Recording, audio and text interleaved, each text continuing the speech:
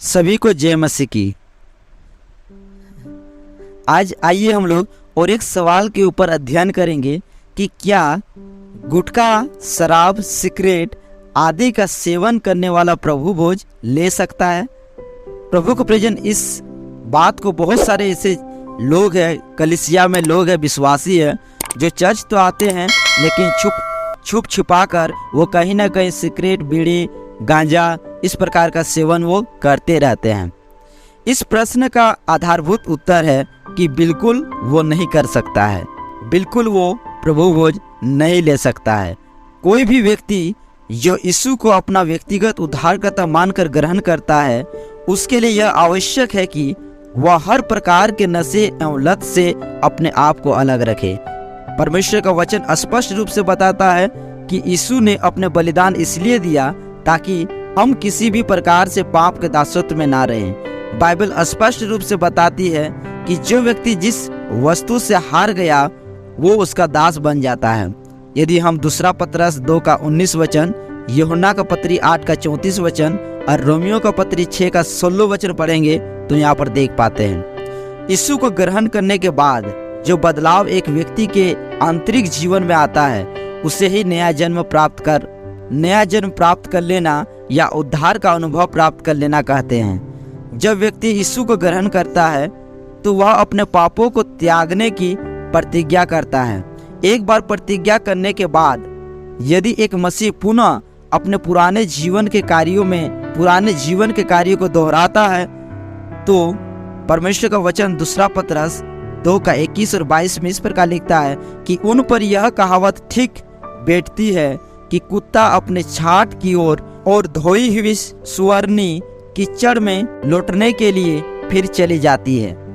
दूसरी ओर बाइबल अधूरे सुधार के प्रति मसीहियों को स्पष्ट चेतावनी देती है कि यीशु ने स्पष्ट कहा कि यदि कोई जन अपना आधा जीवन प्रभु के निकट और आधा जीवन पाप में रखता है तो अपनी बर्बादी का वह स्वयं जिम्मेदार होता है। लूका का किताब 11 अध्याय उसका 24 और 26 से 26 वचन को पढ़ सकते हैं।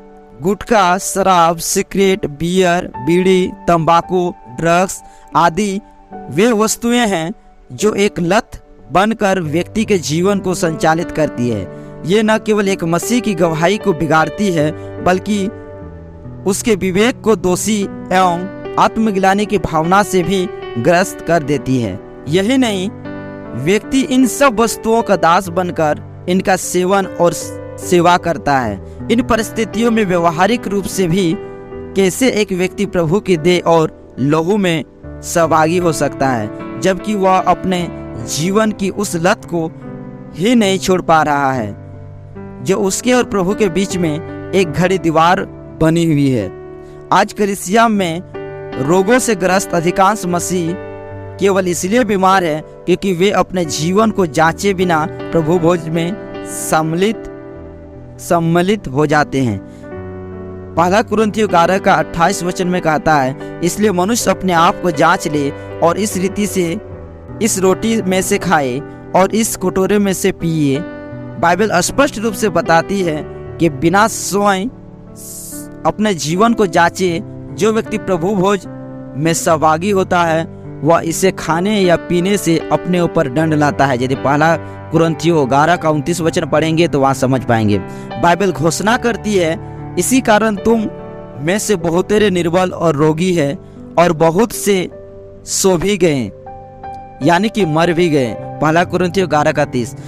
अतः बाइबल स्पष्ट रूप से आज मसीहियों में फैले विभिन्न रोगों का कारण बताती है। प्रभु भोज के महत्व को कम आंकने का खमियाजा ही आज अधिकांश मसीह उठा रहे हैं।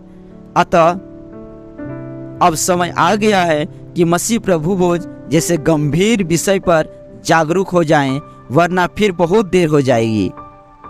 तो हम लोग इस विषय से समझ पाएं कि गुटखा, शराब, सिगरेट पीने वाला वो प्रभु भोज नहीं ले सकता है, बिल्कुल नहीं ले सकता है। नहीं तो वो अपने ऊपर दंड को लाता है, बीमारी को लाता है। तो परमेश्वर इस वचन से आप सभी को आशीष करे। आमीन।